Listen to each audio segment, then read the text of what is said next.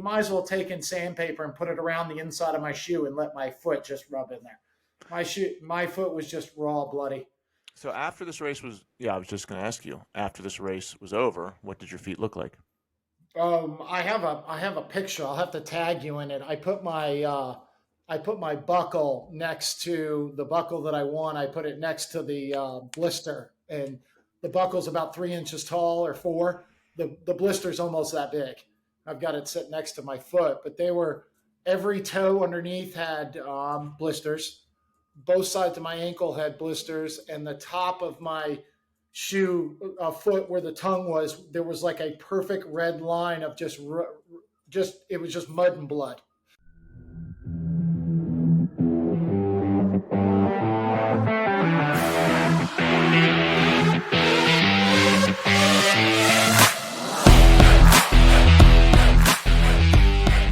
Hi, everyone. Welcome to the Rising Father podcast. I'm Chris Rodack. I'm talking to Jason Coffrin. He's a man of many skills. He's an ultramarathon runner. He's a former fisher boat captain. He runs a jewelry store. Now he's starting a pet, so I'll let you describe it, a pet supply, pet store. Yeah, canine nutrition, but you could say pet because we do have cats. I'll get into other animals later, but these are the main ones. It's called Mana's Market. Got it right here. Yeah, it was kind of a weird thing. Been in the jewelry business my whole life just because it was family owned, and so we moved locations, and we actually moved next door. We were dying for parking, and a building became available. We knew the people, so when we moved, we still had time on another building, and I was like, having your last name on a building for 38 years and still some time on it, not a big building, in a great area. It's like, if you want to do something for yourself right then, that was the time to do it, So the building was available. The building was available, and the building was available. I've always wanted to do something on my own besides jewelry. I mean, I'm into jewelry, but let's face it, gold chains, watches, bracelets, guys are pretty much done, and then guys like me that want to be in the woods all day and tracking with your dog, it really gets small. But I love the business side, and I love that I came home from some other endeavors I'm sure we'll talk about again, and took over the family business. Not a lot of people do that, and a lot of small business die that way. But I did that. I took over that business in the last few years, and then I wanted to do something for myself. So it opened up next door. I can't ask for anything better. I don't have to travel. And so I started a canine nutrition store. I'm all about fitness. I didn't want to open a supplement store. I didn't want to open up a gym. I'm all into dogs and their fitness and their nutrition. So, I mean, that was it. It's still going to take a lot of work, but it's a passion of mine. So the work is fun. So the jewelry business store, let me strike there. So that's a family business, and being a jewelry store owner isn't your passion, but you are your own boss and you're a business owner. Right? Correct. Yeah. And I like the business side, the entrepreneur side. I can help oversee that business. I've got great people behind me, and then I can move on to something else, hopefully, especially with established business. And you probably are learning a lot of skills just from running a jewelry business, just about being a business owner. Absolutely. I would say the biggest thing that's so easy in Mana's Market is like tracking inventory and stuff, because let's face it, if you can track diamonds and watches and people's repairs and their heirlooms, you can track some dog food, Yeah. You know where it is, you know how to put it in, you need to wipe it down once a week and keep it nice, you know how to do lighting. So it made retail on my passion side very easy. Yeah, there's some guys in our group, and just those guys in general who are working 9 to 5, they want to start a business, and they get stuck thinking, like, I got to find the perfect thing. Like, I got to find my passion. I need to find the thing that I'm called to do. That is like the thing I will die, put on my tombstone. It's like, you can do that, but you'll be thinking about it for years of what to get in. Or you can just say, hey, freedom is what I'm after. Being my own boss is what I'm after. Yeah. And I like that you're doing that. Like, no, I'm a business owner, and then I'm just going to learn everything I can, build it up, and then transfer that to a business I'm more passionate about. And maybe start another business. Like, your journey doesn't have to end right here. So I had a guy in my group who he's a teacher. He wants to start his own business, but he took him months to get going, months to get started because we were thinking through like, all right, what kind of business do you want to start? And he was for months thinking, well, I got to find the thing, I got to find the thing, and finally I just gave him a deadline. I said, man, do you want to teach or not? He said, no, I don't want to teach. I said, okay, well then you just start a business and go all in, make some mistakes, fail, and get out of your job, the one that you don't want to be in, and then guess what? After you build that up, then you'll have the freedom to start your passion project. And he's starting a mobile car washing business, and Okay. he's guys in the group are hooking him up with leads and equipment, and he's making moves now. By the end of the year, he could be, in a good position. But that just like thinking about it part really gets Yeah, some and guys. that'll get you in trouble. Maybe, you know, you find a smaller avenue in that business. Like, if I didn't have the building and all that, maybe I could have bought a really nice Sprinter van and done dog training, you Yeah. know? Um, like the one thing I am finding out that I have no clue about, which I have a manager and I have people under me and around me that know a lot about, I have no clue about the grooming side. I mean, Hmm. my manager can sit there for 30 minutes, like on one breath, and talk about what you got to do in grooming. And I'm like, what? Yeah. I didn't know there was a blueberry facial for a dog. I mean, I didn't I either. got working dogs. We go down to the bridge here, and you know what a bath is? I throw them in the water and we start swimming. I mean, we get out of the ocean, I rinse them off in fresh water, and they've just been bathed. We run upwards to 7 miles a day, so there's your cardio. You know, What kind of um, dogs do you have? I have a German Shepherd Malinois mix, and then I have Yeah. a Wolf Husky mix. Okay, so some big dogs. Yeah, she's about Makaira is the Husky Wolf mix. She's about 60, 65. And then my Wow. working dog, the Mal Shepherd, Mana, who I did the business after, he's about 85 pounds. So he's a big boy. Yeah, that's big. We got a little Brittany Spaniel. He might pop up. He's laying behind me. See if you can see him. He's a little puppy now. He's probably 35 pounds, Okay. 8 months. I think the max Brittany Spaniels get to about 40. But he's a runner, man. He's a bird hunting dog. I don't Oh, yeah. hunt. I'm gonna get into hunting. It's like I don't have time to learn a hunting thing right now, but I will be getting within the next year. That's one of my goals. Is I want to be hunting. I want to be getting some food that I'm getting on my own. I don't know if my dog is going to be involved in that or not, but it would be cool. You never know. I'm really considering, I want to spend a lot more time in the woods in September. I didn't get to hunt at all this year in September for elk, bow, Yeah. because of the new business. I got 1 week in Oklahoma for a whitetail, and I came up short. I was looking for the big one. But what I want to do is I want to teach my shepherd how to track my kill.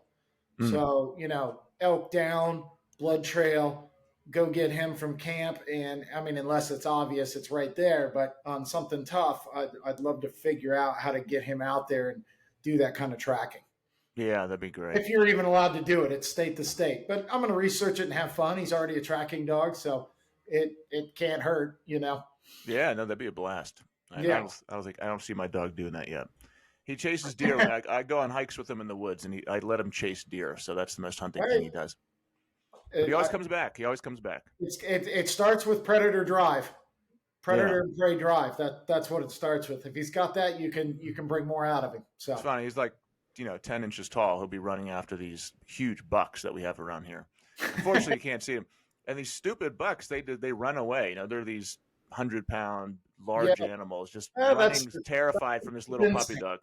Yeah. But I mean, if they just turned around for a second, just gave him a little kick, my little Rusty would be dead. Oh yeah. Well, and even just turn around and look at him, he would realize, oh, it's not going to run anymore. Okay, Yeah. I'm done. I always tell my wife, I'm like, what would he do? What's he going to do if he actually catches the deer? Like, what, he loves chasing it, but then say the deer stops and he runs up to the deer. Like, he's not going to know what to do. He's going to freak out. Not a clue. Not a Yeah. clue. It's kind of like why did he stop? Yeah. So you're into hunting. Are you a bow hunter? Do you use a rifle? I'm bow. My father, I got into hunting actually at a very young age. I probably was shooting my first rifle. It was a Chipmunk 22. I still own the rifle. I Yeah. was probably shooting that at 3 or 4 years old, setting it on a sandbag. actually the way that you cocked it was a pin in the back, straight back, almost like a pellet gun. Yeah. So my father even tied a shoestring on that so I could wrap my hand around and pull it because I couldn't get a hold of the thing. So that's how young I was. Shooting, he passed in 2003. He got really busy with the jewelry store when I was younger. So I remember very young, 5, 6, 7, 8, probably to about 10. He did quite a bit of deer hunting up in South Carolina, where he would leave on a Friday night after work.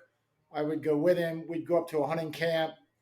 He would rifle shoot then. He did a little bow, but mostly rifle. And then I think around that 10 years old, it just seemed like we didn't go up there anymore. I think that was mainly because he was building the business. Kind of like how I missed this year. Yeah. He's getting in the way. But yeah, so I had the hunting background. I lived near the water on the west coast of Florida, so I was always fishing, and he was a big fisherman. So the outdoors thing just never left. And now I'm my own guy now. I really wanted to get into archery, and I loved hiking out west. So they call elk hunting hiking with a bow. So it was like, sign me up. And then the whole thing about getting my fresh food and providing it for others. And I've got a story about that with tuna that we talked about last time. Yeah, I was all in, and I'm still all in. I missed this year, and I've regretted every day that I missed this year. So that won't happen next year. It's all geared towards September. So when did you start shooting with a bow? I started in about the end of 2019, right around that COVID time. I think we started getting ear of COVID around November, December, and I think January of 2020 it really blew up. Well, I had already had my bow. So how long did it take you to get proficient with it, to where you could actually feel comfortable hunting? Well, that story is how I got out there to Oregon. When I first bought it, I bought it here in town. The gentleman was real nice. He spent about 10 minutes with me, bought the bow, very expensive bow, and he sent me on my way. I hit the side of my garage. I was missing the target at 20 yards. Let's face it, I had every apparatus and toy that guy could sell me on there, different sights, and there's a thing called a biscuit that holds your arrow straight, and that wasn't working. So I kind of left it alone. I mean, I still played with it. Let's face it, it was COVID. There was things that, there was not much to do. Then I took a road trip in 2020 to go hiking with a buddy out of California. And we met in Idaho, and we did a hike.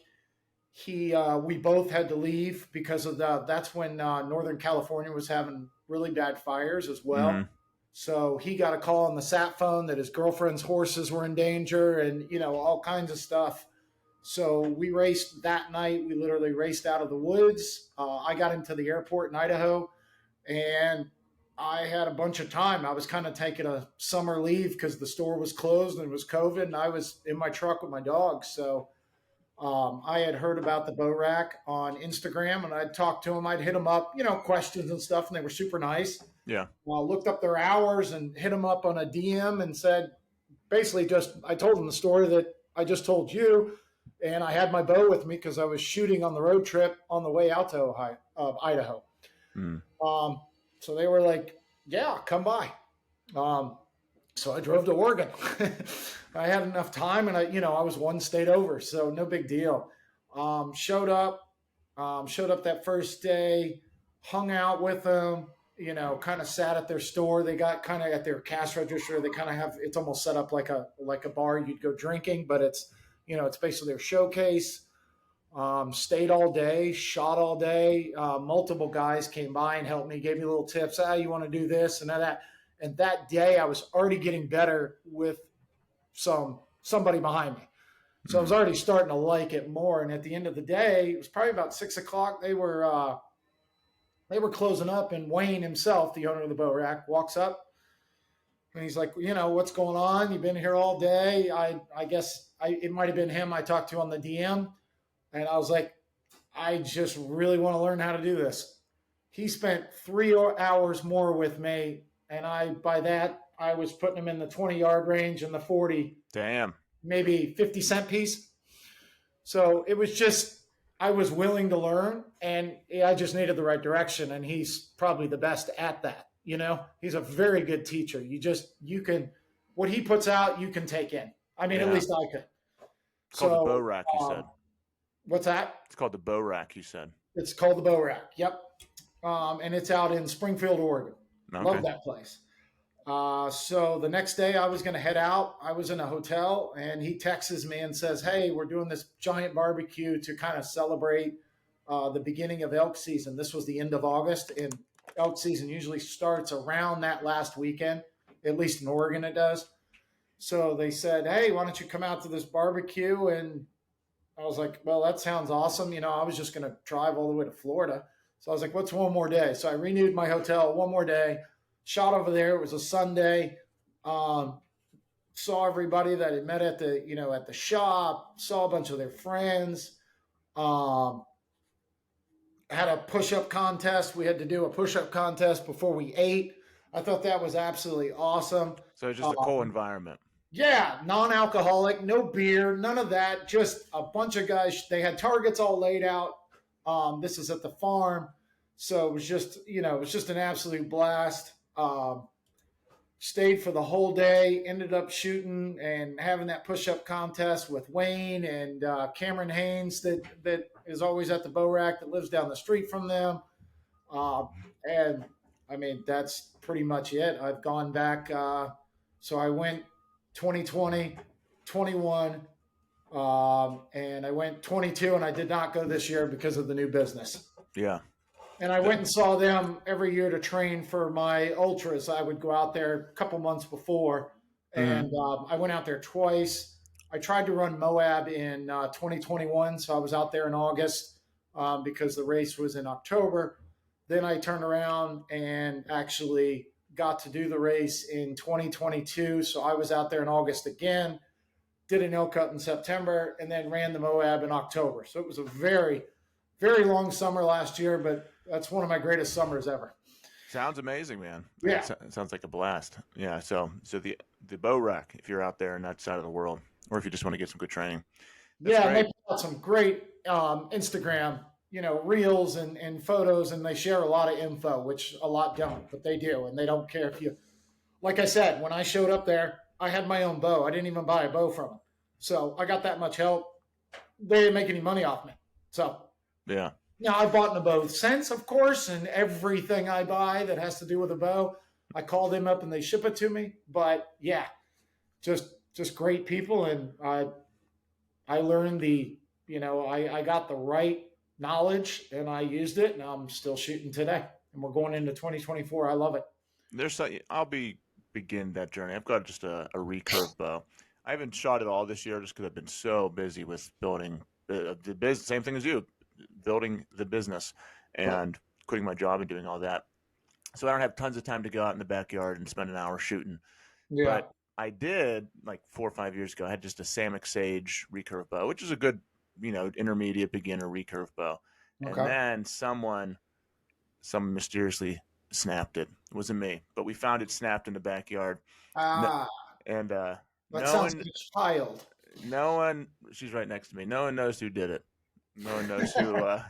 No one knows who snapped the bow. But we found it. The bow snapped, and my son has a little kid's compound bow. Okay. I want to get my daughter into, because like only 5 minutes from us, we've got this little outdoor archery range. Oh, perfect. Yeah, it's like 5 minutes from us, so we can go there. But I just gotta order them, get them going, so we can get moving. Yeah, and you said earlier about, I just don't have that hour to shoot. I got to be honest, when I post the videos and stuff of me shooting, a lot of times, probably 90% of the time, I'm shooting one quiver full of arrows. That's 6 arrows. Yeah. I get out there, I let a couple go, and then I move on to the next thing. I just need to buy it. I just need to get it. It's been 2. I did it for. I was kind of the same way because I made my own little target in my backyard. We got some room, and I was shooting every day, not for an hour. That was probably dramatic. So maybe just for a little bit, but I could have it sitting out there and shoot a couple arrows. That'll be my goal for today. I'll order one today. There you go. Yeah, I had a little joke going with myself on Instagram. I'd run out I'd run outside in like my full suit because I was going to run the jewelry store that day. And I go out and just launch one arrow and then take off running for the jewelry store because it's like, you could shoot one in 30 seconds and be gone. So I'd be in a full suit out there shooting. But it's just like releasing that arrow. I mean, on a stress reliever, I'd say my dogs are the best thing when I've had a rough day. But like if I want instant stress and I have the bow around me, pulling back that 80-pound bow, holding it there for a minute and letting it go, I'd say it's even better than the cold plunge because it's that fast for me. I can pull one back, let it go. It feels great. It's kind of like a, and then back to what I was doing. Like when I'm working from home, I do that all the time. I'll be working on something and I'm like, what am I doing here? The bow's right there on the wall. I just immediately go grab it, start thinking about something else, shoot 3, come back in, and it's like a new idea. I'm like, oh, that's what I got to do. Okay, let me do that. It's like scheduling in breaks or whatever you need in your day. Like Exactly. working 4, 6 hours straight with no breaks, you're less efficient. You need those little breaks. I do the same thing. I'll work for 30 minutes, an hour. I'll feel that like I don't know, not maybe stress, maybe just a little bit of tired or boredom coming. So then I'll just grab my dog. I'll walk outside for 5-10 minutes. Maybe I'll even go on the assault bike for a couple minutes. Yep. Something to break the monotony up, and it just recharges you. Correct. Like I've done that a lot on weekends with all the training I'm doing, and both businesses and all that. I sleep later on weekends is kind of like because I don't take a day off, so I sleep later on weekends to get more recovery, and I'll kind of get up and I'll be like, do I clean the house? Do I go to the gym? Do I check my email? And it's like kind of like a cluster. And then I'm like, you know what? I go to the gym. And I go to the gym and I grab a coffee and I come back and I'm like, I'm cleaning the house. Then I'm checking my emails. And the rest of the day is like clockwork. But in the morning, it's just kind of like, blah, blah, blah. And then it's like the gym just goes, go that way, Jason, So what is your normal morning routine on Monday through Friday? What does that look like? Right now, it changes about every 4 weeks because of the training I'm doing for Bigfoot 200 coming up in next August. But what I do is I wake up about 3:30. I jump in the cold plunge for about a minute, maybe 2. I'm not really trying to get that whatever they call after the 2 minutes. I'm just trying to get in there and get cold and get uncomfortable.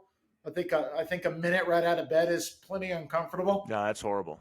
Yeah, and I want to just get going. So I do that, and then I usually get my dogs out to one of the beaches in the area, and we do about a 7-mile ruck. And I call it a ruck because I'm doing it in the soft sand to strengthen my feet and get them out there. And I do wear about a 20-pound weight vest under my sweatshirt. And the dogs actually wear vests themselves about 3 days a week. We do that 7 miles. I come back, feed them. It's super early. I do it in the dark. It's dark to dark. I get back, I get off my feet for about 45 minutes, and then I get ready for work. Kind of check, the buildings are side by side. I kind of check which one do I have to go first, who needs me the most, kind of thing. Usually it's the dog store because they're open earlier. So I get in there, get with the managers, kind of do a roundabout, see what I got to do, ask what I got to do, go over to the jewelry store, do that thing. And then after that, it's kind of like whichever one needs me most. I'm kind of going back and forth. Lunchtime right now with training, I am trying to get into the gym around lunchtime. That gives me about a 6 hour from, when I trained in the morning to get the upper body. And then that gives me that break that we were just talking about. I come back and it's like I check my text and I'm like, okay, got to do this, but then I need to do this. I'm very on point after that one. I get out of there about 6:30. Nothing crazy. It's like we were just talking about. If I try to do a 12-hour day, I just fall apart. I'll do the 12 hours when you got to do the 12 hours. Just there's other things I want to do throughout the day. Then at night, it's pretty much. I get home, I try to eat around 5 o'clock. I try to, get that over with. And then that night I head back out on the blacktop. I usually run nothing crazy.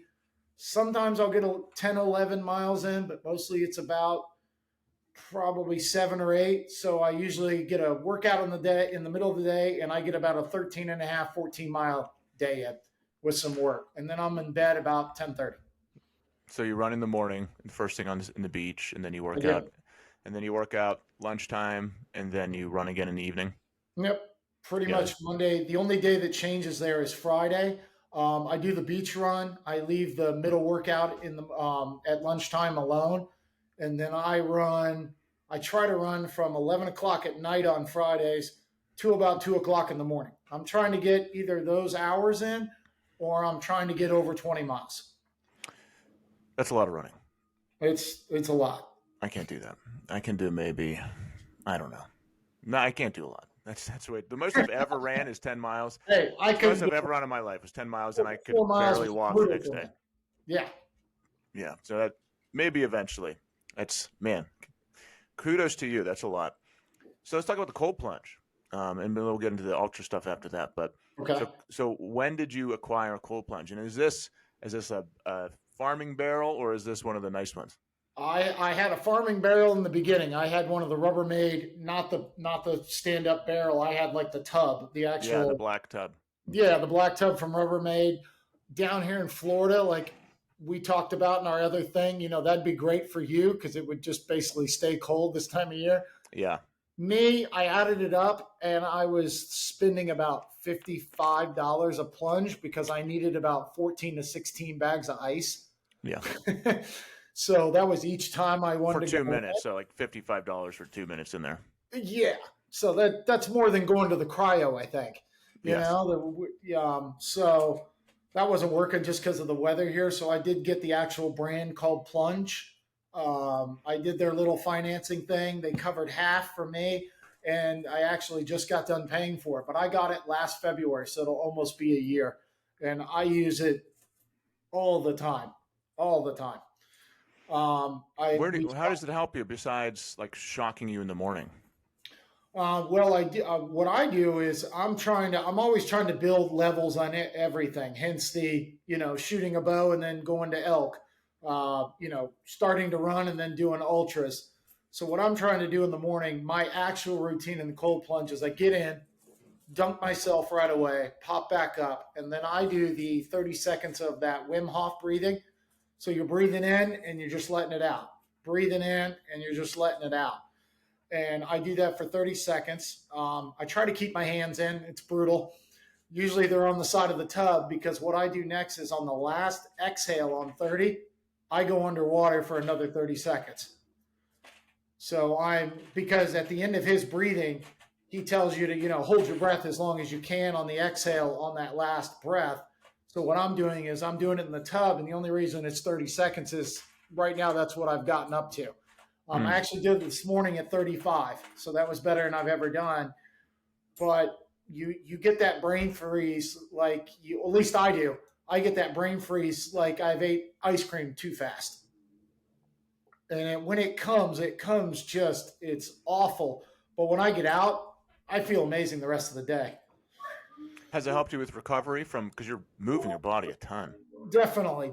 That run in the morning when I get back, and I think I left it out, when I put my feet up for about 45 minutes before I got to go to work, I go back, and that's when I actually do this whole Wim Hof cold plunge thing. And it ends up being about 3 minutes, and it definitely recovers me. I don't feel like I did that run in the morning.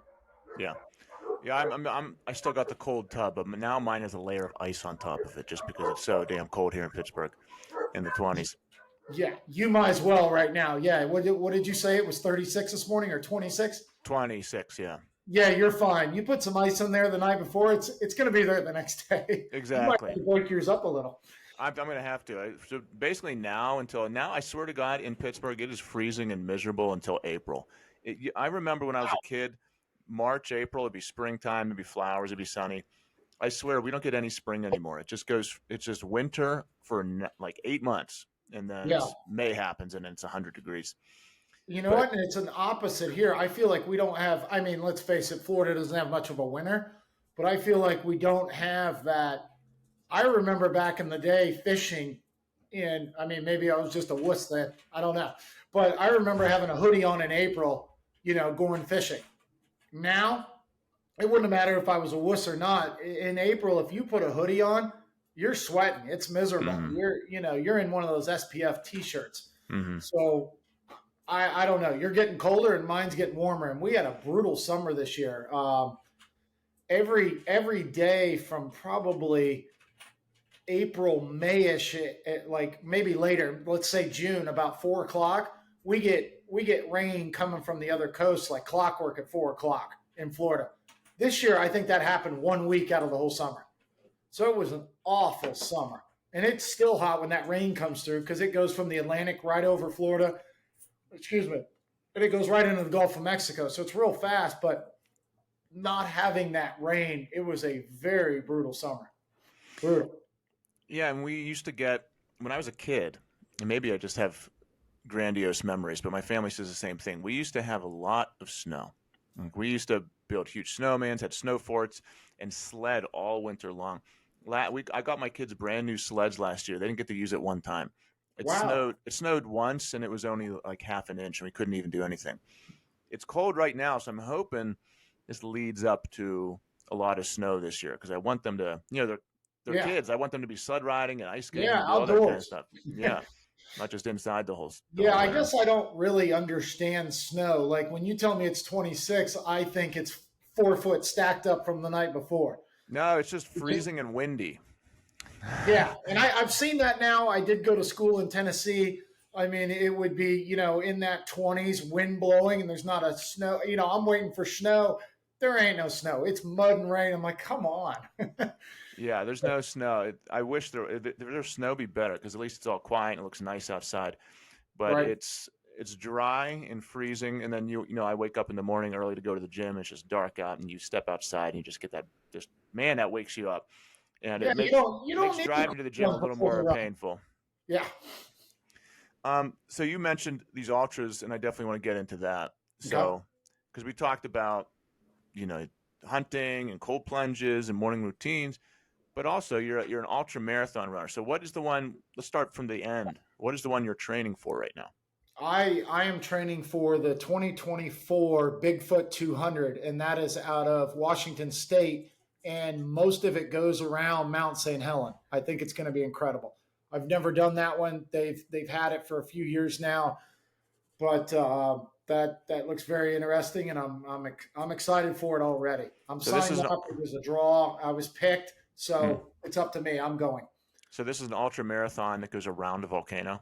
It goes around the volcano. I was watching video. It looks I think that's going to pump me up. Just that, running around the volcano. How many days do you have to do that? I believe it's the same as Moab. I think you have 4 days, and I think I got to look back at it. I hadn't looked at the website. I think it's around 110 hours, something like that. 96 hours. It's right in there. It might be 4.5 days. That's why it's 110. Moab is 110. What's the route like? Is it like what do you do? Because I know there's some of the ultras are like 100 laps, or what does it look like? No, it's an end course. So it starts on one side, and I think it might go all the way around the volcano, but it goes up around it, and then it ends in another spot. So it's what they call point to point. So there's no lapping happening. There's no lapping. If you get lapping, you're in trouble. The 200-mile end-to-end course. That's a long route. It is. And I did Moab last year, and just for that team to put together those courses, it's insane. They're going, that one's 240 miles. And that one's around. It almost looks like the continent of Africa, the way they set it up. You start here and you kind of go around, and it went to a tip, and then it kind of went around. But they're literally taking state and national trails and just connecting them together. It's pretty incredible once you run it and look at it. Like, there'll be a named trail that goes this way, and there'll be another one, 30 miles away, and you gotta take a trail to trail. It's insane how they put those routes together because they have to avoid private property. They have to avoid cities. I mean, this is a 240-mile, roundabout trail. It's insane. So I can imagine a point to point. You got to avoid mountains. You have to avoid certain rivers that, a guy just crossing can't just jump across. There might be a humongous river. I don't know, but it's pretty incredible. But this one is point to point. I've watched a lot of video on it, and it looks like it ends like at a high school or something like that. Oh, why doesn't it end at the volcano? That'd be cool. That would be cool. It seems like a anticlimactic ending. Yeah, but cafeteria. I guess you get up in there, and then you're coming back down on the other side, and you're ending down in the next valley, which is probably a town. So when you're going on this route, is it all is it marked out well, or do you have to? They do pretty good. I mean, they have tassels. You get a GPS map. You can download this map and take it, and you can put it on your watch. So I have my Garmin and I had my phone, and all the GPS tracking devices now you can put it on airplane mode and still use that. Mm-hmm. That is a lot. I forgot what I was just going to ask you. Well, yeah, I was concerned about getting lost because I would imagine there's a lot of people that do these, but not like a marathon. I mean, are there times whenever you're out there and you're just by yourself? Oh, 100%. I mean, when I did Moab last year, I didn't have a pacer. I had a crew, that ran the truck around to make sure I had supplies, but I didn't have a pacer. And there were points where I had forgotten to look like at the GPS, and I got lucky because I was just on a trail. So I just stuck to the trail. But there were places where if I wasn't running with other people, because I don't pay attention, I'm trying to get done. I would have been, I wouldn't have made it. And just because of time, not because of mental, not because of physical strength, I would have just went off, and I was one of the last ones to finish. I didn't really have a clue what I was doing. So I would have definitely, with that amount of time trying to find my way to, I would have been in trouble. So give me an idea of some of the gear, because most people, 99% of people do not, 99.999% of people don't do ultra marathons. So what's some of the gear you need to do an ultra marathon?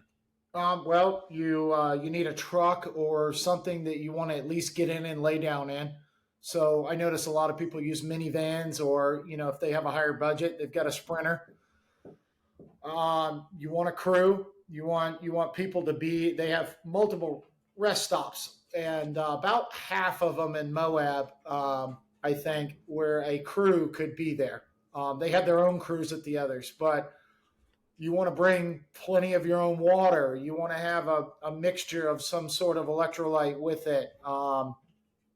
On you yourself, I carried a 2-liter backpack with the hose, and then I had 2 water bottles that sat right here. I used the backpack, and I only used those for emergency only. It was like, didn't matter if I had them or not. If I didn't need them, I didn't use them, kind of thing. The main thing you want to do, and then I carried a couple gels, I carried gummies, I carried a little thing of salt so I could just add it because I thought the salt tablets just had too much of it in there for me. I didn't need that much salt. That's what I got right here. I've got a little container of salt. There you go. Yep, I put a little on my tongue and let it dissolve. A massage therapist told me that trick. Okay. It goes in you a lot faster. Just a little bit of like sea salt on your tongue, and once it dissolves, chase it with water. You're good to go. The tablets, she said, they have to go down your system. They have to digest. They have to open up. Then the salt has to get to where it needs to go. Excuse me. So.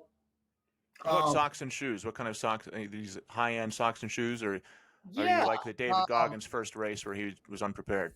I was right there with Goggins, 100%. I was out in Moab, and it has that red clay dust that's super light.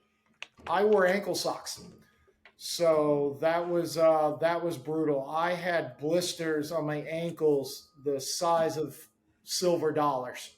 They were huge. It was awful. I wore a trail running shoe, but I wore a very heavy shoe. I wanted to wear it kind of like I was thinking I wasn't going to be that fast. I just wanted to finish, more stability. I had 2 pair of them, but what I found out was with all the sweat and all the dirt, those shoes felt like, and let's face it, your feet get heavy too, but those shoes felt like I was wearing steel-toed boots by like Mm. day 2. They were heavy because they were just saturated with that clay and my sweat. And I only had 2 pair and I didn't have extra soles. So I couldn't do anything I ended up rinsing them out. So I just ran in wet shoes. That sounds Um, horrible. it was brutal. My feet were so beat up. If they were this wide before I ran that race, they were that wide when I ended. My feet were so swollen and beat up. It was insane. And a lot of people wore Gators. And to me, Gators down in Florida, they were a huge, nobody really showed me. They just said, oh, yeah, you got to get a pair of Gators. And I was like, whatever. Because Gators for us down in Florida are a thing that hook onto your shoe and go all the way up to your knee. And they're a lot of times they're snake proof. They're like a bushwhacking thing. And I'm like, I'm not running 240 miles on those things. You got to be nuts. Well, I get there, nobody has Gators. What they said were Gators was like a neoprene cloth that hooked on your shoe and it like went around your sock and it went about that high up. Mm. So it was like an outer sock that went over your shoe to keep the dust off. Mm-hmm. Jason didn't have that. Mm. I was looking around. I was like, oh, Gators. Okay. Yeah. Now you know. Yeah, because that dust was so light. You could take that dust and blow it, and it Yeah. would just blow off into nowhere. It didn't even fall. So when I got into the parts of the trail that had that dust, you might as well take in sandpaper and put it around the inside of my shoe and let my foot just rub in there. My foot was just raw, bloody. So after this race was, I was just going to ask you, after this race was over, what did your feet look like? I have a picture. I'll have to tag you in it. I put my buckle next to the buckle that I won. I put it next to the blister, and the buckle's about 3 inches tall or 4. The blister's almost that big. I've got it sitting next to my foot, but every toe underneath had blisters. Both sides of my ankle had blisters, and the top of my shoe, foot where the tongue was, there was like a perfect red line of just it was just mud and blood. My feet were destroyed. And then they were so swollen. I have very big feet. I wear a size 15, and you couldn't even tell I had toes. It was like foot and finger toenails. So when this is over, can you do anything? Like, how long is the recovery from this? I couldn't do much. The funny thing is I double booked my RV park where my RV was. So when I got done with Moab that night, I had to check out at 8 a.m. the next morning. And sitting there, I have a little RV where it has the hand crank stabilizers. A gentleman saw me from across the way at the RV park. He was a retired police force somewhere, I forget where, but he was on vacation with his family. He comes over and he basically pushes me out of the way and he's like, sit down. I got this. He basically hooked my truck up and everything, and I sat back just like, I was toast, but he saw me trying to crank and I was just like shaking, and I was picking each foot up because it was hurting to sit in the gravel. Mm-hmm. So I was destroyed. And I think worse than that was I had to turn around and drive back to Florida from Utah right then. I was done. There's no vacation. Oh, let's go find another spot. And I think the worst one was stopping to get gas because it was such a short thing. I would get in the car. I would acclimate to sitting, even though sitting was awful because all the blood was going to my feet and I had to use my feet. That was miserable. But getting out, filling up, and getting back in to start that process of my feet getting over, it was a miserable 5 days. It was awful. I stayed at truck stops and that was it. I mean, like I had food on me. I'd stop somewhere where I had to walk in and get it because I had the RV, so I couldn't get into drive-thrus. And me and the dogs just ripped home. We got home in 5 days. Slept a little at night, and I was gone. So, I mean, it sounds like it's painful. Sounds like there's a lot that goes into it, a lot of planning. Sounds like it's expensive. Why do you do it? I first started doing it. I wanted to get better for me. I wanted to get better for my teams at the stores. Hopefully they follow. Not necessarily ultra, just bettering yourself. I like sharing it with other people. I think the biggest thing for me is I like to test myself. I've done some hard things, and it's just like, what's not necessarily harder, but what's the next thing I can do? I think social media has helped me with a ton with that because I see other people older than me doing it. You know, it's kind of like, Mm-hmm. there was this thing forever. It's like once you turn 40, life is over. It's not even close. Life's not over until you're done. Life's not over at 80 if you live to 85. It's not over, you know? So I just want to do as much as I can. It's kind of like I guess I would call it my race against time. How old are you Yeah, right now? I'm 43. I do feel like it used to, even whenever I was younger, because I'm 36, maybe 20 years ago, or maybe 20, 25 years ago, I do feel like the older generation was very much, or just the messaging maybe we got on TV or whatever it was, you hit middle age, like you're pretty much done. But Yeah, now it's very much because of guys like you and a lot of other like Jocko and Goggins and all these guys who are in their 40s, 50s are just pushing, and Brogan, people like that, yeah. pushing themselves to the limit and just crushing life right now. Like these guys are in their 40s and 50s and just are in their absolute prime in every area of their life. Absolutely. I mean, those ultras, I think, well, I'll have to look it up again, but I think the average age in the beginning was like a really good ultra marathoner was like 40 to 55, or it might have been like a real stat. I think it said 57, Mm. and I'm 43, and I'm like, I just started, and I love doing them. I don't know, I don't have any plans beyond this one. I want to do really well in it. Like it's like it's a tunnel vision with that one, but it's like, and I've only done two, and I failed the first one. I failed a 100 that I tried to do, but I just got started with that. So it's not like football or basketball. It's like once you start turning 30, it's kind of like, all right, start thinking about coaching and getting out of it. But I've just begun with it, and I definitely. And then hunting. I mean, let's face it. There's old tough men and women out there that are going to hunt till the day they die. Out west, the Midwest, you're not going to tell them any different. So to me, this life's just begun, basically. When I asked you why do you do this, you said you want to be better for your team. What do you mean? Well, you get different aspects in businesses. You own a couple of businesses. You could walk in there every day and try to be a hard ass and yell at them and completely put them down and have a new team every 6 months. Or you could go in there and just be like, hey, how's everybody doing? What are we doing today? You could go in that side, or you could go in and go, what I'm trying to do now is, what can I do for you? What can we do to get better? What can I do to get you better? How can we get better? And then it's kind of like, oh, damn, look what he already did today kind of thing. I'm trying to inspire by doing instead of saying. You Beautiful. know, my people have been in the industry a long time in jewelry. The women there are definitely way over me when it comes to the fashion side. So I'm always going to them. But so I look at it as I'm coming to you for almost all of that. But look what I did for myself to, ask you. He's running, he's keeping in shape. And, if they follow, let's face it, we'll just be a better team. If they better themselves and I better myself and we come together, that's just a better team. Mm-hmm. You get a basketball team like back in the day when Jordan came in, they didn't think, working out wasn't cool, but he started working out and he was one of the first that got a personal trainer. And then Scottie Pippen jumped in and then everybody's lifting and, it just, you better yourself. The next guy betters yourself. Now let's better us. To me, it doesn't matter if I know jewelry or not.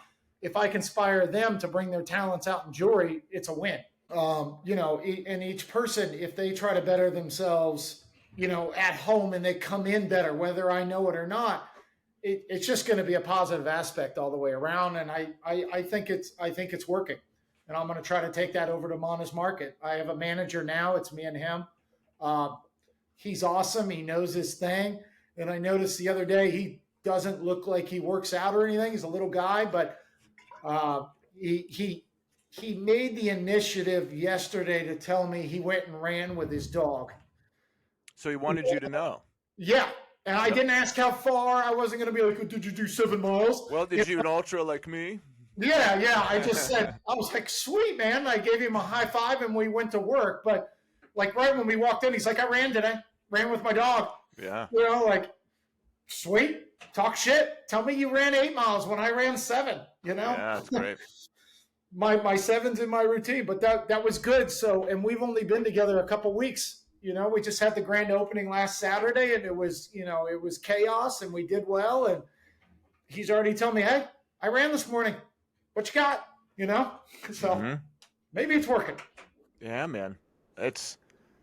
People want to follow a guy who's leading himself. Like there you go. If you're not even leading yourself, no one wants to follow you. You're not going anywhere. Yeah, and I would not take, if you're trying to tell me how to be disciplined or how to live my life, and you were obviously not a disciplined person, had no control over yourself, I would say, why is this hypocrite talking to me? Right. I probably wouldn't be sitting with you right now. Yeah, we wouldn't. But yeah, if you're living the life you are. I mean, not on the side, you wouldn't know what to ask me, and I wouldn't know what to say. Like, what'd you do this morning? Oh, I got up 5 minutes before work. I took a hot shower, and I went in and checked my email. Yeah. Wow. Not very exciting. Yeah. I was late to work. I was the last one to show up, Yeah. Whatever. And it goes, and like if you have a family, your family wants to follow a guy who's leading himself. Like your employees want to follow a guy who's leading himself. And not just leading yourself, but pushing yourself to the edge. Like running an ultramarathon around a volcano. I mean, that just sounds so badass and epic. It seems awesome. And to that topic, it's like, you're a father. I am not. But it's like, I talk about the team. Technically, yeah, you're not your wife's boss. You're not, well, you kind of are your kid's boss. But you got to lead by example. The fat guy that sits at home throwing chips in his face after working all day and smoking a cigarette out back. Don't get mad if your kids do that later. I'm sorry. That's what they're seeing, and they don't know any better. The only reason they would know any better is like if you were like a fitness guru and you were really helping and then you fell off, they'd be like, "What? We want that dad back again." They would see the difference. But if they're born and that's who you are, don't get mad at them. You got to be a leader. Yeah, that's the hard truth. But if you're that guy, you have to hear the hard truth. I'm sorry, you do. Like if you're living sloppily, undisciplined, you're very out of shape. You don't need a pat on the back right now. You need some hard truth and to understand the consequences of your behavior. Like you need to see the perspective. And I do have some of my content. Like I try to go at it's going after the guy I used to be, because I've lost like 60, 70 pounds. Like I'm talking to the old Chris. Like, what does this guy need to hear? He didn't need someone to say you're doing great. He needed someone to say, look at the impact. Look at your infinite impact that you're going to have on your family and your kids. Look what you could be. Look what you're leaving on the table. Like, look at the man you could become, but you're not right now. And look what you're going to leave your family and your children if you continue living the way like you are. So when I make content like that, I'm speaking to me. I'm speaking to the old me, because I know there's guys out there who are here right now living that life who need to hear that. They need 100%. That hard truth. I've got buddies like that, and I've tried to take them along, and I'm like, yeah, let's not do that. Let's do this. You need to get in shape. You need to, and I just didn't happen. So, and we don't talk anymore. We don't talk anymore because something bad. I don't want to live that lifestyle. I did it for long enough. I mean, I lived in Central America. I partied in college. I partied after I moved home from Central America. I'm over it. I just don't want to do. It's not fun. I could go party right now. I got the energy. I mean, I'm running ultras. You want to go party all night? I could go party all night. I don't want to. It's not that I can't do it. I just don't. Oh, it's what brings you pleasure. I got a pack of beer in my fridge for 2 weeks now. Whatever. If I feel like one, I will. What brings you that actual happiness and peace and fulfillment? Like it used to be in college, it might have been drinking and food and fun and parties and that kind of stuff, but that's so temporary. I mean, now the things you're doing bring you that long-term identity, confidence, and boost and belief in yourself. Right. The big thing I would say, if I could say it in one word, would be goals. You don't have a goal you have a goal going out, but the next day that goal's gone. You know what I mean? There is no end game. You can just keep partying. There's no end game to fitness, but you have goals that you can get to an end. Like I wanted to finish Moab. There's my goal and there's my end. Now find another one. And now it's the Bigfoot 200. There's more of a real goal. There is a goal. like I said, partying, there's nothing to it. It's the same thing every time. You're just at a new venue, you know. And You the can goal there is just to make business yourself feel world. good. Yeah, and you feel awesome. I get hyped up just kind of like when I signed up for Bigfoot 200, I got fired up right then. I'm like, what's going to be my first routine? How are we going to do this? I got a hold of a personal trainer buddy of mine that helped me out with Moab. And I was like, the first thing I text him, I go, we're doing it again. And he just gave me the eyes up in the air emojis, like, what? And I just wrote hashtag 200. He's like, oh boy. And then we talked about it. And now we're doing 4-week things where the beginning of the 4 weeks, we set up, I'm going to do this kind of training for 4 weeks as long as it works. And then we're going to flip flop it because let's face it, there's no real way to train for an ultra. To me, you just got to endure pain, time on the feet and pain. So those are those goals that I'm absolutely loving to get through. Even those 4-week goals, get to that 4 week, get to that 4 week, get to that one. And then bam, it'll be August and it'll be go time. Then after that, I'm going to have something else. I mean, I already won an elk hunt, and that's September. So it's right behind it, and I'll be in shape for it for sure. So when did you start getting into running and ultras? And give me that story. I got into running. Probably it wasn't really because of COVID. It was right around that time of that 2019. COVID really hadn't happened yet. My best friend passed away in 2018, and he was a diehard. He was from Philly, diehard Phillies fan of everything, like those guys are. I love that. But I wanted to run the Philadelphia Marathon in his name. So I trained for it. It was a brutal training. I didn't run. I had a buddy kind of put together a regiment for me where I ran 4 miles every day, and I just tried to increase the speed every time. And then I doubled that every weekend. So I did 8, and then I did 12 or 14, and he wanted me to get to a half marathon and kind of just see how fast I could run a half marathon. It was such a last minute thing. I got in right at the sign up. I wasn't a runner. Ended up finishing the marathon, went out too fast, ran a 4:54, but I did finish, so I got it done. After that, that was in November of 2019. After that, I kind of fell off. It was like, great, I did the marathon, did it in his name.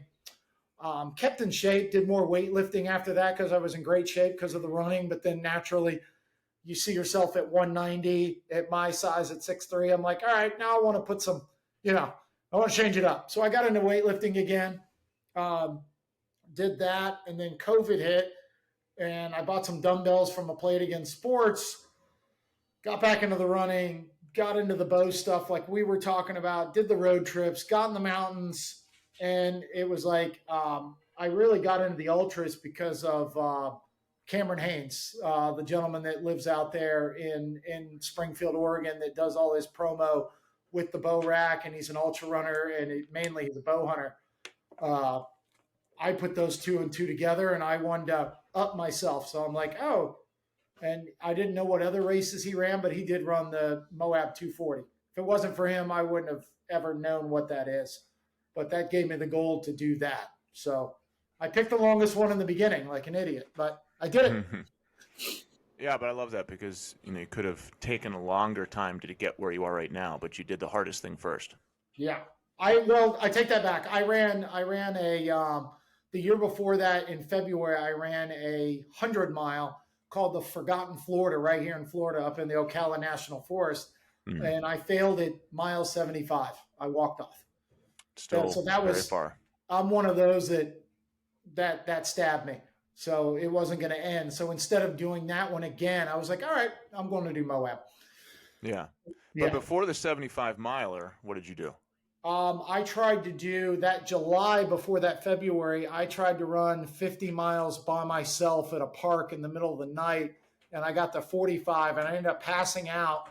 And when I woke up, I found myself on a fence post, almost laying like Jesus on the cross with my arms up on the fence. And I woke up and I was just scared shitless. I was like, whoa, where am I? What am I doing?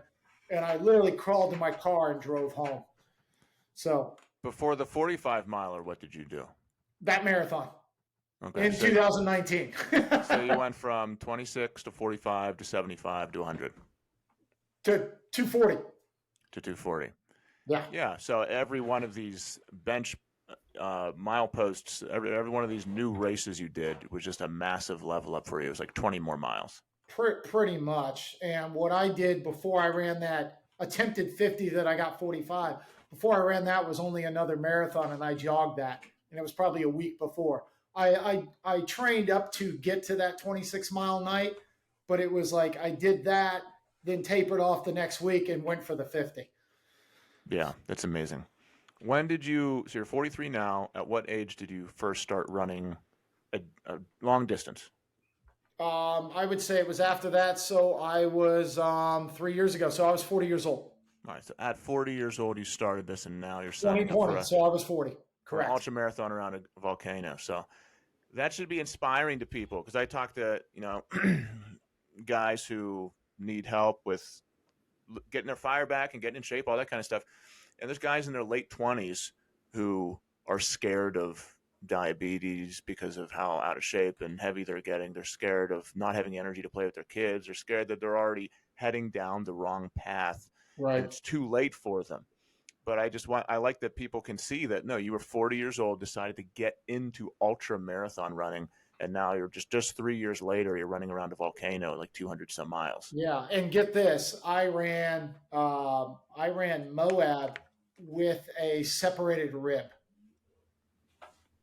How'd that happen? Throw that factor in there. I was screwing around on the Red Rocks literally 7 days right before Moab, and with my dogs. I was out every day, so I was being an idiot. I shouldn't have been out there. I should have been tapering, but I went on a trail run every day before the race, and I slipped and fell off one of those giant red rocks. Didn't really think about it that day. That was day 8. That was 8 days away.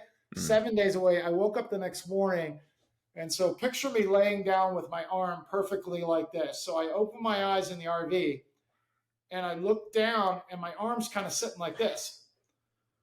So then I sit up in the RV bed, and I literally had my oxygen taken away from me.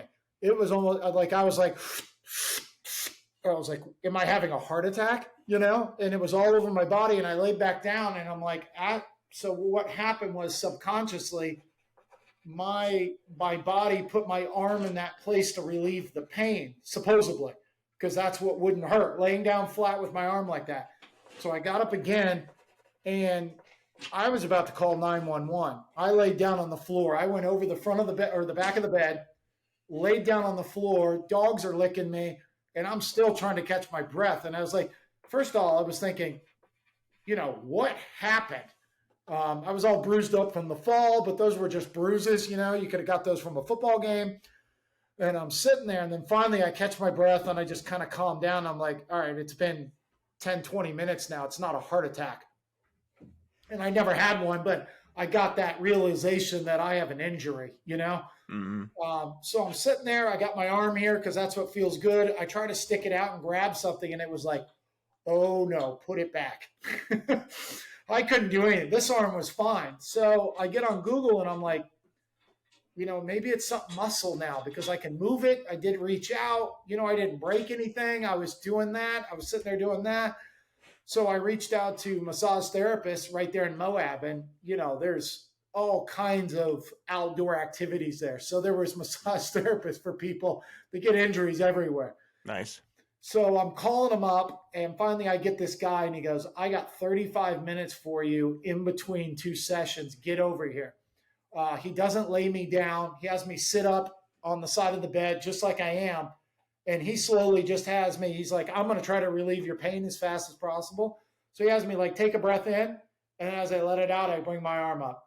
Take a breath in. So we're doing that. And then finally, this little system he has, and I literally come out and I drop it down like I'm doing circles, almost like a rotator cuff check. He gets the pain relieved. I still don't have much mobility. He's like, I'm fully booked all day. So I went back on the horn, and he said, that's when he said, you might have a separated rib. And I'm like, really 7 days before Moab, this idiot, you know, not the gentleman, me, you know, doing all that. So I find another lady that works for one of the high-end hotels, but she happens to have her own practice. So she literally, I call her up, tell her the story. She gets me appointments with a chiropractor as well. And she's like, all right, every day I have a break because I'm just sitting in an RV. She's like, every day I have a break at the hotel. I'm going to meet you at my office and we're going to work on you. Thank God she was awesome. Every day in there, you know, grinding my shoulders out, trying to move my ribs around, having me lay on her bed, like spread out, just like falling over the sides to stretch. And then she would send me, when she's done with me, she would send me over to a chiropractor. And I did that every day for 7 days. And the last day she was on a second story thing, I sprinted up the stairs to do my massage therapy. So I was ready. And then it still hurt. The first day of Moab was miserable because I had stopped all that rehab and I'd slept all that day, and the next morning was it. So I stiffened back up, but I got through it. Persevered. And by day 4 was my best day. Those were my best times. So literally that movement of Moab healed me. Yeah, that's some added inconvenience, huh? Having to separate a rib during a race. The first day I was just kind of like, I was in last place. I was just kind of hobbling, and I don't remember what place I was in. I was not last. I think there was 20 people behind me, but I got into Moab. My fastest time was literally the last mile of Moab. I think I ran around an 8:30, and then I did 5 clapping push-ups at the finish line. Just as a last hurrah. Yeah, just this. Let's beat up the chest and shoulders a little bit. You know, after 240.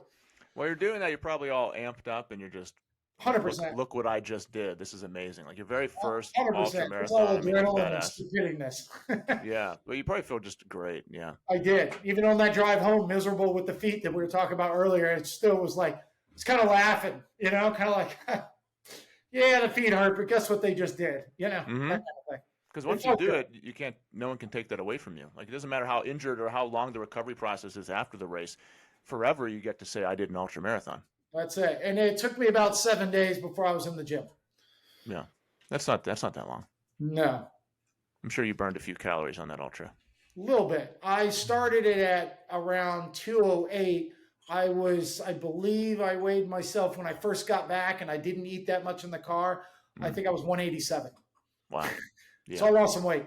Did you have any type of tracker on you during the time that monitored? Yeah, the race organization gives you a little tracker. They stuck theirs. I was saying earlier what I wore, a little vest. They had their own trackers that they put on you and they collect at the end of the race. Yeah. Okay. Do you know how many calories you burned? Oh, not that kind of tracker, just GPS. I have no clue. Okay. I screwed up my watch. I really wanted to see how much I did actually run because, you walk around a camp area and stuff like that. But I ended up bumping it with my wrist a couple of times, and I had stopped it. And then I was like, you know what? As long as it's tracking me, where I'm at, I'm good. But I do not know. I wish I would have known.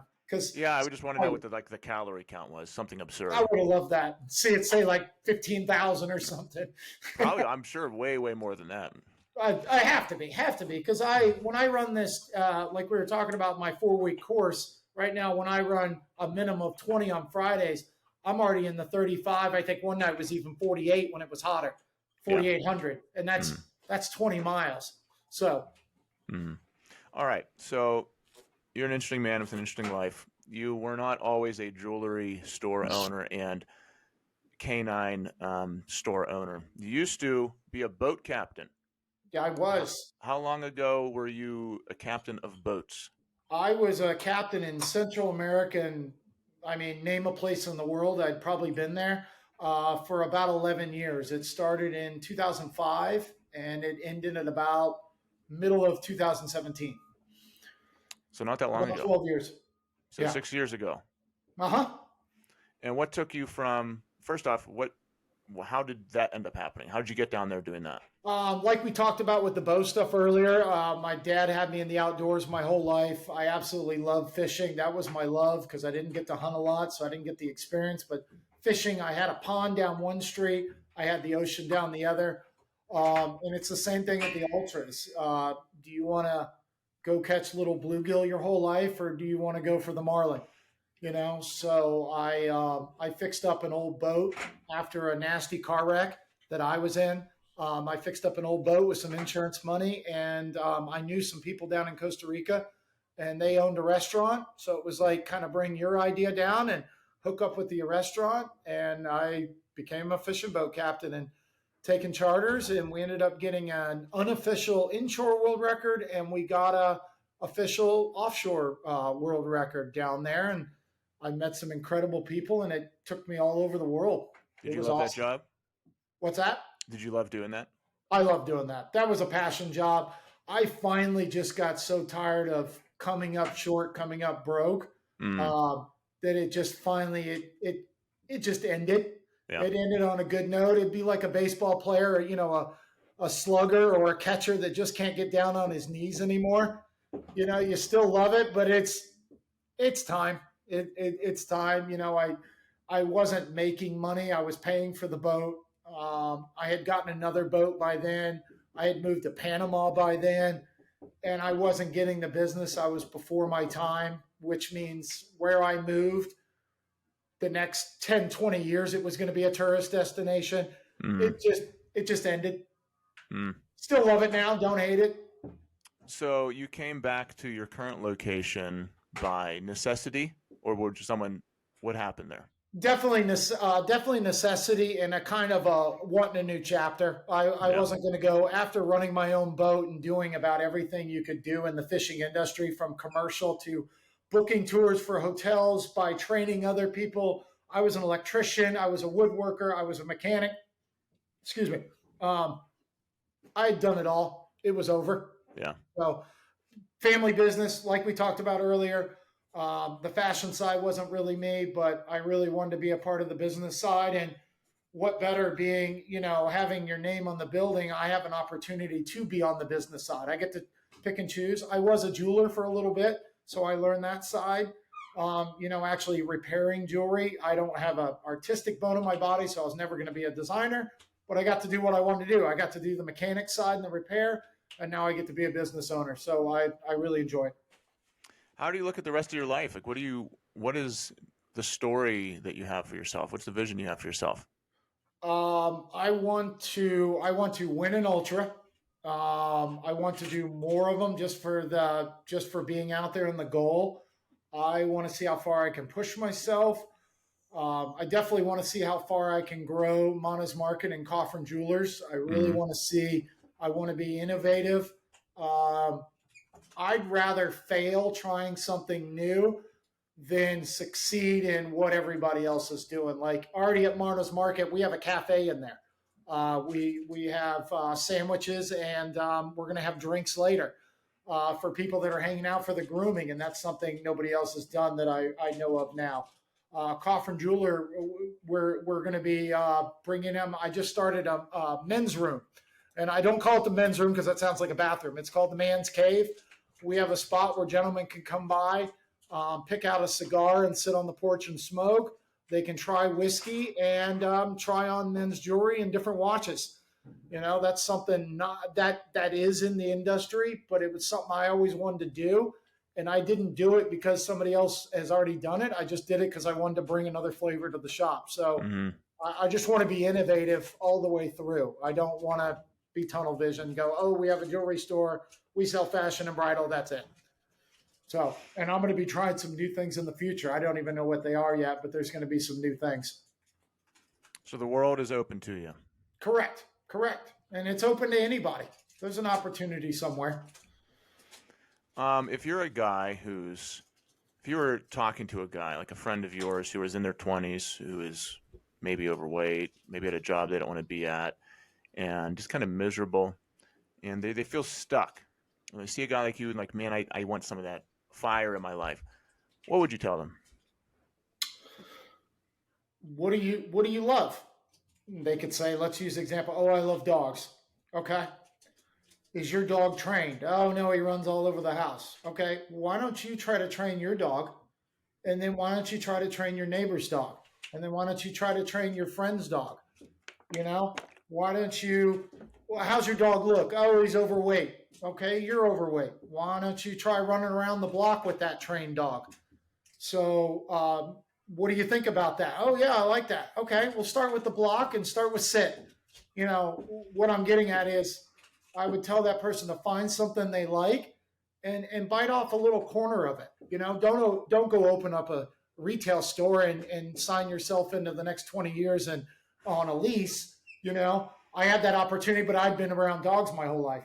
But find something you like and find a pie and bite off a piece. Do you like that piece? Cut a piece out and let's eat that. You know, oh, you want to get into it now? Are you sit down with your wife, sit down with your kids? Is this me and you had that conversation? Stay at that dead end job for the paycheck, and then wake up a little earlier. You know, work on your thing before and after. There's 24 hours in a day. I sleep 6 of them. I got a lot of time. Even if you sleep 8, there's a lot of time there. There's times that you can, I guess, pick your battle and just keep adding on to that piece of what you love and see if you can make a pie out of it, you know? Mm-hmm. But pick something you love. And everybody, even that deadbeat person, they love something. They love sports, you know, get into sports somehow. You might not be an athlete, but when the football team walks out on the field, look how many people are with them. Those are jobs. Those aren't people going rah, rah, rah. They all have headphones on. You know, look into it. Find your passion and dig into it a little bit and see if you find something. If you don't find something, that's not your passion. It's just not. Maybe there's something else, you know? So I love it, man. You're going after life and you're pushing yourself to the limit in every area. Love it. Trying to, and we'll keep trying. That's the great part of it, is the trying. Yeah, it's got to be inspiring for guys to listen to and just to say, hey, I can get out there and try something. Like, you don't have to succeed at it. You don't have to master it, perfect it. Just get out there and try something. I haven't shot anything with my bow yet, and I'm on year 3. This will be year 4. I'm still going. I just went. You know, I was unsuccessful in this last deer hunt. The last 2 years, I was unsuccessful in the woods, and I was just telling you how I want to train to track my dog to be out in the woods, not to not be out in the woods. I'm going again. Well, man, thank you so much. This has been awesome. Glad this one's going to turn out, and this is just really fun to talk to you. Where do you want people to go to, or what do you want to show them you're doing? Talk to me. I've got my personal Instagram. It's Jason L. Coffrin if you want to see basically a variety of things. I've got Coffrin Diamond Jewelers if you're into that side and just want to see what we're about on Instagram. We've got coffrinjewelers.com, and then I've got Mana's Canine Nutrition Market if you want to look up to see what we've got in foods and everything.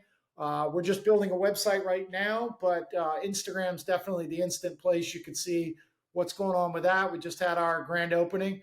But yeah, Jason L. Coffrin Jewelers, or Mana's Canine Nutrition Market is where you can reach me. And if you DM any one of those, you're going to get me, and I'd love to answer questions if you got them. I think it'd be cool to get questions off a podcast. That'd be awesome. Awesome. Thanks so much, man. This is great. I really appreciate you. Thanks for having me.